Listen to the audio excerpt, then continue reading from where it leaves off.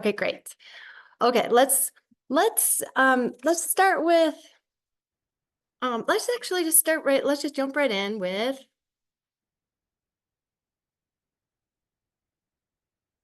our first slide.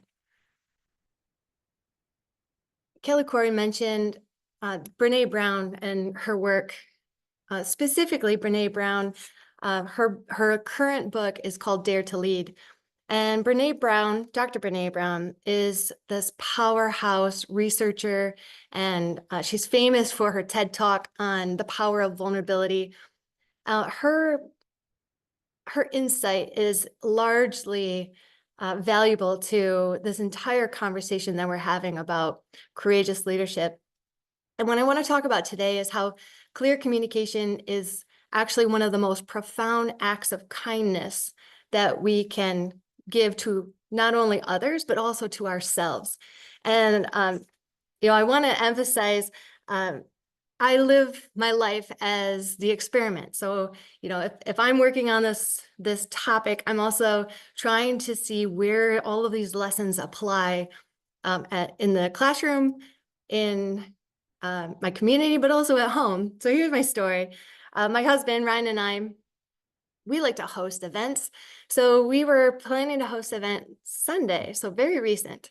And I wrote just on a note, I scribbled, "You pick up the groceries for the Sunday dinner." And I just tacked it on the wall. And a little, I mean, there's somewhat of a passive aggressive sense there that I'm hoping that you're recognizing, and just let me know if you can relate to this. I'm sharing this because I'm learning and growing, and hopefully if my stories can help shed some light on how clear communication is challenging, then hopefully that's a win. Okay, so I scribbled a note, and I never actually checked in with Ryan to say, "Did you get my note?" And we didn't really communicate about it. So we both went to church. Then after church, we split our different ways. And lo and behold, we both go to two different grocery stores, and we buy almost the exact same grocery list. And then we show back up at home, and we had double of everything. So part of the story, I just want to say, clear communication can save time, it can save money, and some good-natured frustration. So it's interesting that Dr. Brene Brown brings in this concept that clear communication is one of the most profound acts of kindness. It's actually the cornerstone of many 12-step, or the 12-step program, Alcoholics Anonymous, where clear and honest communication is the key to fostering accountability, setting boundaries, and healing.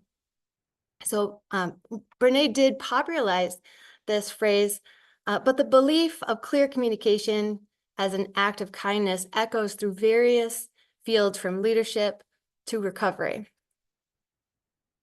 Let's dig in a little bit more. In your worksheets, if you're able to pull those up, or we can just look at it here.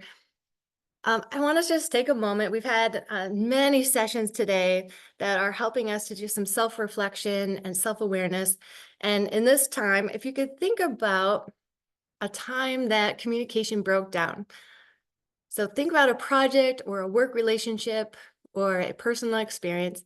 And if you have just a sheet of paper, just jot that down. Like, what was an experience for you where the communication didn't quite go as planned? And now think about, reflect on that impact. What difficult conversations were avoided? Were there some truths that didn't get fully spoken? And then how did that affect the outcome? Were there some unclear or unspoken expectations, such as what was going on with my grocery store? And then consider what you learned. How would clarity and courage have changed the situation? And this last piece is about mining your lessons. What were the challenges you faced and key takeaways? So the core purpose of what I wanted to bring today in this session is to bring practical strategies to help us have clear and courageous communication. So we're going to take your lessons, and then also I'm going to share another example of mine. And then we're going, after I share this next story, we'll lay out some practical and applicable ways that we can actually bring clear and courageous communication into not only our workplace, but at work, not workplace, but school and home and all areas of our lives. All right, let's start with first, let me tell this story of one example that I have. In my past life, I was a change management lead, and I was leading a project team within electric system operations.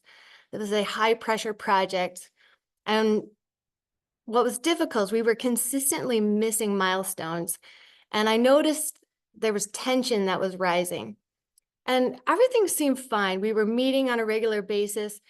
We used agile methodology, so our sprints were looking good. We were accomplishing the tasks that we thought that we needed to accomplish. So everything seemed okay on the surface, but the real issue was we were avoiding hard conversations about the growing scope of the project. Now, do you all know, or have you had experience with scope creep? Scope creep is one of my biggest challenges. And as a lot of you are getting to know me, I love to say yes. And I love to do, if we have a vision, then let's carry it out. And so one important thing with clear and courageous communication is knowing how to say no so our yeses are very clean. So here I am, I'm continually saying yes to new tasks, new ideas, and I'm not really acknowledging the impact that this increasing amount of work is actually having on the team. And the scope creep ended up becoming overwhelming. And there was an issue that no one really wanted to bring it up out of fear of creating conflict. No one wanted to be the dream crusher. Everyone wanted to please all of our customers. I mean, we really had great intentions. So we just continue on with this idea that we can do anything, right? Why not? Well, things started to fall apart. And I started noticing like people were on edge, and there was a lot of anger and frustration. And I finally took a deep breath. And when I brought the team together, I laid it out, and I said, I acknowledge that the project we have, it seems like it's bloated. We have extra work, extra tasks, and I really had to own up to my responsibility and my mistakes in continually agreeing to take on more tasks without really checking in with the team. And so I invited everyone to share their frustrations and how they were managing the increased workload. And it was actually a very tough conversation. And my team told me that my constant acceptance of new work without considering the impact was leading to their burnout. And they felt overwhelmed. And despite their best efforts, they couldn't keep up with the shifting priorities. And they admitted they felt frustrated, and not just because of extra work, but because I wasn't setting boundaries. And then it was affecting their ability to deliver. So hearing that feedback, it was not easy, but it was necessary. And what I learned is really noticing my eagerness to say yes was causing more harm than good. And after hearing their concerns, I thanked them for their honesty, and I asked them, and this is a wonderful way that Brene Brown also lays out in her book, Dare to Lead, to ask your team, how can I support you? And what does support look like? So at that time, we decided that we'd take a break. And I think that's another thing that Brene Brown highlights for us, is taking a break so that we have time to process. And when our team came back together the next day, we had better solutions, and we were able to talk together about how can we set clearer boundaries and manage the workload in a way that didn't overwhelm the team. So this experience, it taught me the importance of being clear and about what's manageable. It also taught me about avoiding scope creep and being transparent about our capacity. We were able to realign and create a realistic plan moving forward. So how I'm working with this now, I continue to work on how to be more clear. And let's start with this very first topic here. Clear is kind. Say what you mean and mean what you say. So having the courage to dedicate ourselves to having effective communication is not just about being clear, but it's also about how are we building trust and fostering relationships. So being clear with our words sets the foundation, and it can really help us grow in all areas of our lives. Now, Brene Brown discusses how many of us avoid clarity. And this one is key for me, really. It's when I think that I want to sugarcoat something or I want to withhold my truth, Brene Brown says that is unkind. She said when we feed people half-truths and sugarcoat uncomfortable topics, it's unkind. When we do this to make ourselves comfortable, but it leaves others confused and misinformed. Failing to be clear with a colleague about expectations because it feels too hard, then blaming them for not delivering, Brene says that's unkind. Here's another one that I'm really working on. Talking about people rather than directly to them, also unkind. So this ties directly into how trust is built. It's not through these grand gestures, but through small, seemingly insignificant interactions. John Gottman's concept of sliding door moments illustrates this beautifully. John Gottman says these sliding door moments are everyday opportunities where we can either connect with someone or turn away. So for instance, in this illustration here on the screen, when a colleague seeks input or a loved one reaches out and would like some support, how you respond in that moment can either deepen the bond or gradually erode trust. Consistently turning toward these moments of connection is what allows trust to flourish over time, creating emotional safety and strengthening relationships. It's interesting to look at John Gottman's research because he shows us that it's the small moments of attention, listening, and caring. And it's not those giant heroic and showy actions that actually build and create trust, but those smaller times when a colleague notices that something's going on or they ask for support and you, even though you're busy, take the time to provide honest feedback. Now, setting boundaries, here's our second one. We've been talking about setting boundaries from the beginning. It's another form of clear communication. And the important thing for me that I've been learning about boundaries is it's really about being clear of what is okay and what is not okay.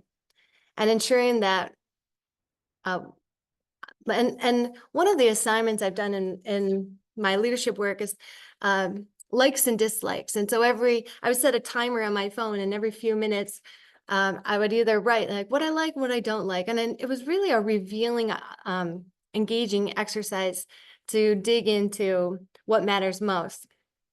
Okay, so Brene Brown also emphasizes that vulnerability, this is important, vulnerability without boundaries isn't true vulnerability. So vulnerability for the sake of being vulnerable and just without the boundaries, she says it's often manipulation or a cry for attention. So clear boundaries offer the freedom for both parties to engage in honest, healthy communication. Let's get to point number 2. So, I didn't say one thing that I think was also very important. Clarity doesn't mean that you have to be blunt or harsh. In fact, being clear is one of the kindest things you can do. When you're direct with your words, it reduces the chances for misunderstanding and people know exactly where you stand. Okay, I wanted to make sure I said that one. All right, now let's talk about courageous communication requires stepping out of your comfort zone. We've been talking about being stepping out of our comfort zone, going into the unknown and braving, sharing your truth, giving feedback, sharing your opinions, and addressing sensitive issues, even at the risk of friction. I like what Brene Brown's leads us when she speaks of leading with vulnerability. So leading with vulnerability, it means admitting when you don't have all the answers, being open to your mistakes and creating a space for others to do the same. When you show vulnerability, you signal that it's safe for others to speak up and share their honest thoughts. As Brene Brown famously states, vulnerability is the birthplace of love, belonging, and joy. It's also where creativity and innovation thrive. Without the willingness to risk failure or embrace the unknown, there can be no new ideas, no fresh perspectives. And Brene also speaks about in organizations that treat vulnerability as a weakness, that's where you can see that innovation struggles and growth stalls. Our third point is about responding with empathy. And what does that look like? Acknowledging and validating emotions. So effective communication, it goes beyond clarity, but it also requires empathy. So as we acknowledge and validate emotions, we foster an honest dialogue, and we create this space where people can be seen and heard, and we can meet their deeper yearnings to matter, to belong, to be part of the greater whole. Empathy isn't just about agreeing with everything, it's an understanding and appreciation where others are coming from. As Lisa Feldman Barrett explains in How Emotions Are Made, The Secret Life of the Brain, emotions aren't simply automatic reactions. Emotions are complex, constructed experiences shaped by our individual histories and perceptions. When we acknowledge and validate someone's emotions, we affirm their experience and make space for genuine connection. This means recognizing feelings behind the words and showing you're listening, not just responding, but actually discovering and understanding. One of the examples that Brene Brown, I love Brene Brown's work. She is really the application master. So she gives all kinds of conversations leads that are so helpful. So one way that she said, I hear that you're feeling overwhelmed by the deadlines. That's a lot to manage, and it's understandable to feel that way. Just validating one's experience is actually at the heart of being vulnerable and seeing others as mutual and developing greater capacity to have empathy. Now, this next point on here is about creating psychological safety. And this term, psychological safety, is coined by Amy Edmondson in the Fearless Organization, Creating Psychological Safety in the Workplace. Psychological safety is the shared belief that team members can take risks, they can express their ideas, admit mistakes, and ask questions without fear of embarrassment or punishment. And it's the foundation for innovation, learning, and collaboration. So when teams actually feel psychologically safe, they're more likely to share their ideas, challenge the status quo, take risks, and which are all critical for growth. And it's not about avoiding conflict. It's about building the environment where open dialogue is encouraged and mistakes are seen as learning opportunities. For instance, if a team member makes an error, instead of reprimanding them, acknowledge their effort and encourage them to share what they've learned from their experience. Now I'm smiling at this because I remember in another past life of mine, um, I was in corporate safety, and when there was a safety incident, what we used to do is bring the person who had a safety incident into a room and stand before the panel, and they would have to justify and rationalize their behavior and then come up with an action plan to correct what had occurred. So what ended up occurring, or what happening, is a lot of safety incidents, as you can probably imagine, were swept under the rug, and a lot of unwillingness. It wasn't safe to report an incident. And so there's a lot of work. I talk a lot. I bring into my org behavior class that I teach here at the University of Olivet, Richard Boyatzis' work on how do we make a shift? How do we truly help people to change? And if people are in that fight, flight, or freeze response, which is really from the sympathetic nervous system, that's when your amygdala is on fire. They talk about that being amygdala hijack, and you're in this high cortisol response, stress response. It's going, like, your Boyatzis would say that your peripheral vision, it goes from 180 degrees to 30 degrees. And the idea is, if you can help people to activate their parasympathetic nervous system, and you can do this through self-soothing, and, well, that would be self-soothing. If you could do it through clear and kind communication, empathy, all the things that we're talking about, there's actually like physical responses and ways that we can help ourselves to, because the idea is we want to move from the limbic system of our brains to then activating our prefrontal cortex, which is the seat of our consciousness, so that we can then be making rational decisions and not necessarily being in that fight, flight, or freeze response.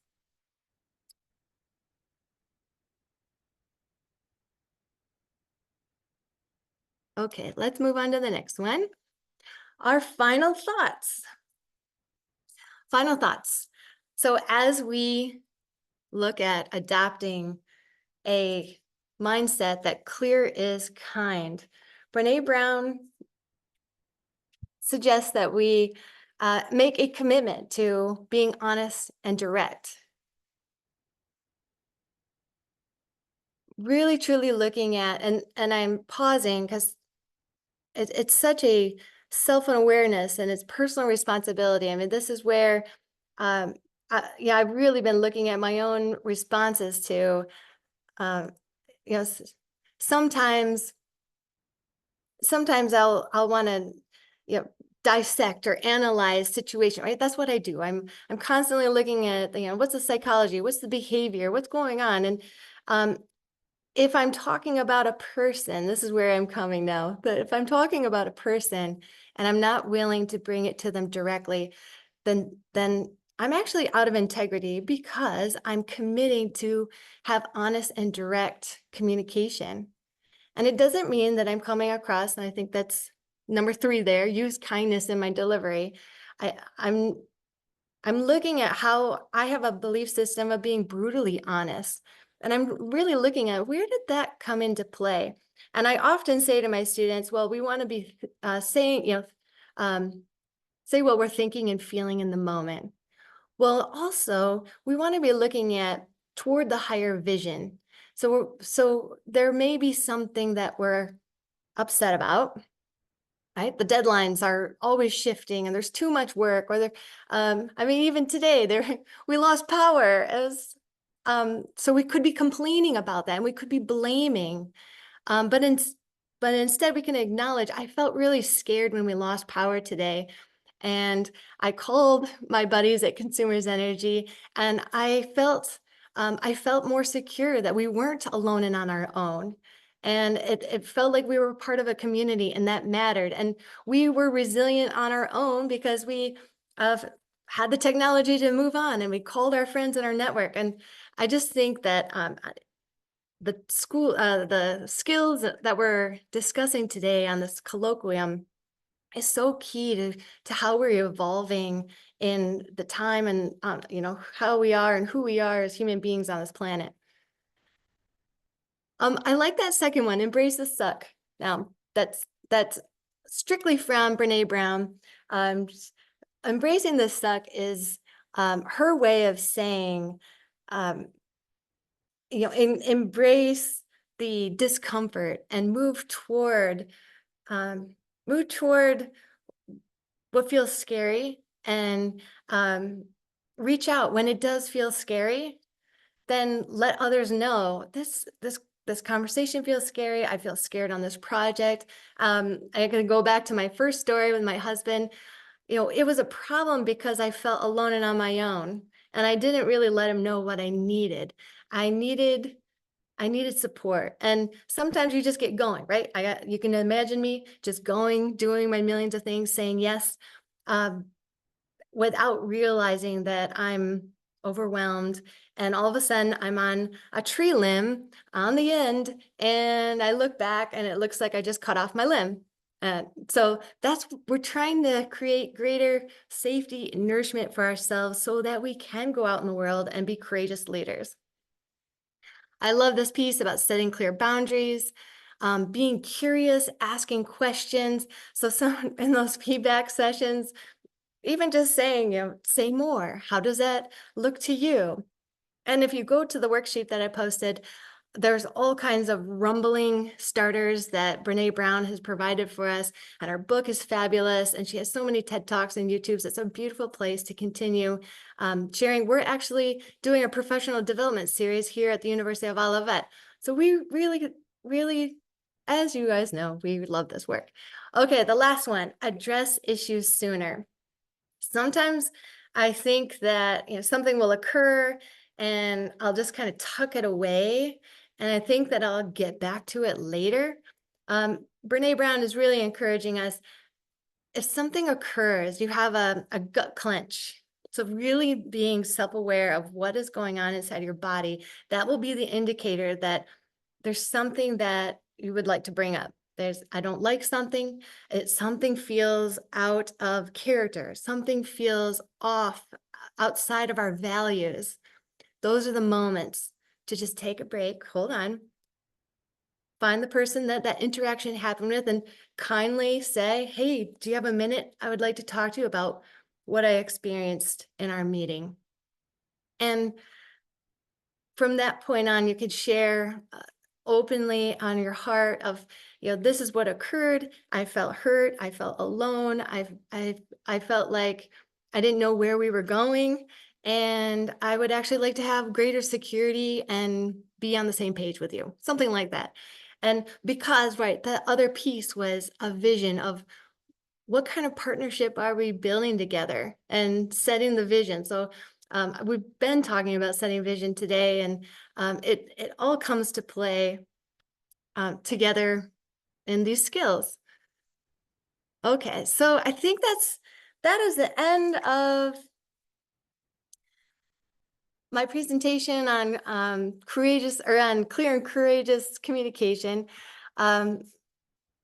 Something about the John Gottman sliding door moments, I just find that so very helpful, because there's so many, in the busyness of our lives, whenever I'm thinking about getting text messages or, oh darn, my grandmother, I need to reach out to my grandmother and my grandmother-in-law, and just noticing where I want to continue connecting with people and building relationships. And I think those sliding door moments are so important to capture, because it's just those little moments that really help us build greater trust and rapport and better, deeper connected relationships. So as you move forward into the world, remember that clear is actually kind and unclear is unkind. And I hope that you continue to approach your conversations with intentionality, bringing on our prefrontal cortex, embracing the vulnerability of going into the unknown, and fostering psychological safety and healthier relationships. Thank you all. If you have questions, feel free to come off mute. And you can also contact me at any time.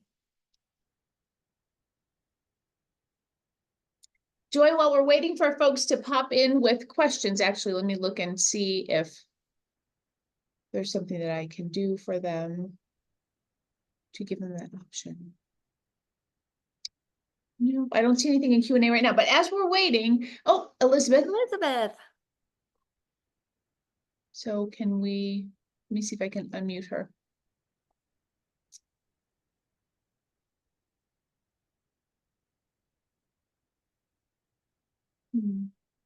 There we go.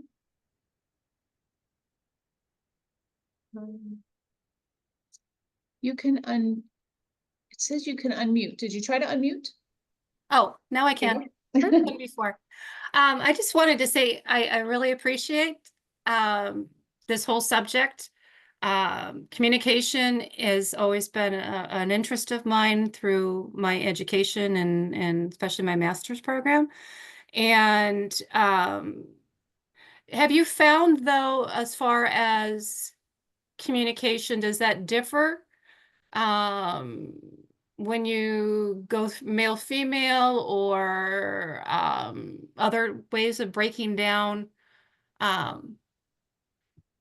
not just like a whole group, not just everybody, but does it do you get more of a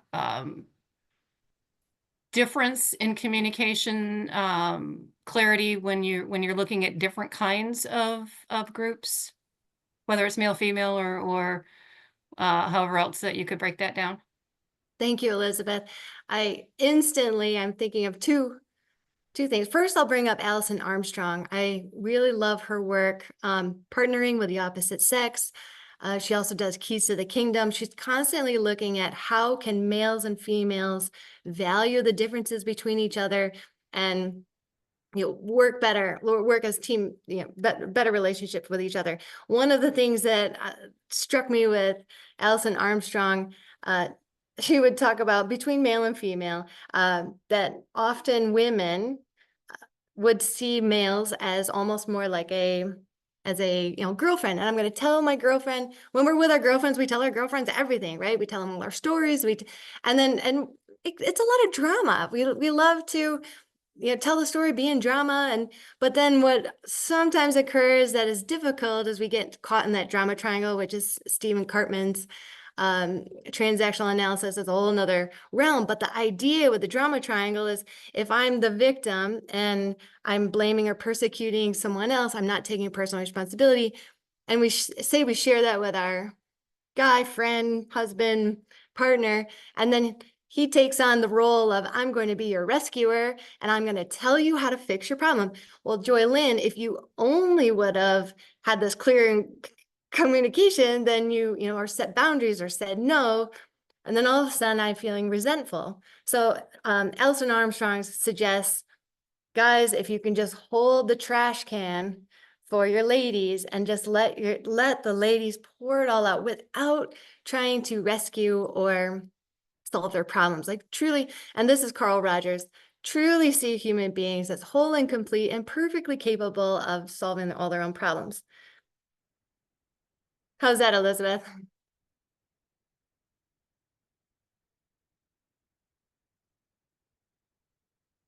Thank you.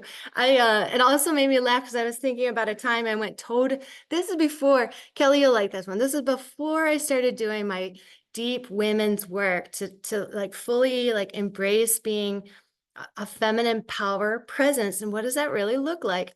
And I was going toe to toe with my manager. And I just thought I could compete the same. I could be direct. And that was where that like brutal honesty, I thought I should, say it like it is. And it actually hurt our relationship. And it was a breach. That's what it's called. And, we can have breaches that happen all the time in our relationships. It's the repairing process that is most important. So how then did we repair and come back? That relationship with that manager took a full year of, like humbling and like honest conversations, like tears, and then really having to stand on my own side and all kinds of it's a process. But I do think that, and I continue to work on this, especially now that I'm director of the Women's Leadership Institute. How then do we communicate and be fully our whole authentic selves and partner with others that are also their full authentic selves? Well, thank you, Elizabeth, for that question. Reminds me of some of my toughest lessons I've learned and continue to learn. Joylyn, this has been fascinating, just a really great exploration of how to be clear. And you've challenged us with some really great suggestions of how we can build our courageous leadership by being clear, by being succinct. And so thank you for that. That was fantastic. I do want to share with folks that if they want to continue the conversation, we can do that in the Leadership Learning Community discussion forums in the LDR 900 class, which everyone, it's not a class, it's just a room with some discussion forums. And there's one that says clear, kind communication, courageous, something or other. There's a lot of words today. And so would really like to have you all share your thoughts about the session, all the sessions actually. And if you want to reach out and continue the conversation with Joy, she's got access to that as well. And we'll jump back in and continue to look into the leadership learning community area, because we'll be continuing to put some resources from Brene Brown and some other courageous thought leaders. And so that will continue to evolve over time. And if there's some sort of resource that you're looking for, let us know and we can track it down and put it in the resource center for you. Joy, again, thank you so much. And we are so excited to have you as the director of the Women's Leadership Institute director, and excited to see how you and your team of powerful young women bring the organization to life and provide opportunities for all of us to grow here on the University of Olivet campus. Thank you so much. Look forward to working with you. Thank you, Dr. Kelly Corey. Thank you, everyone.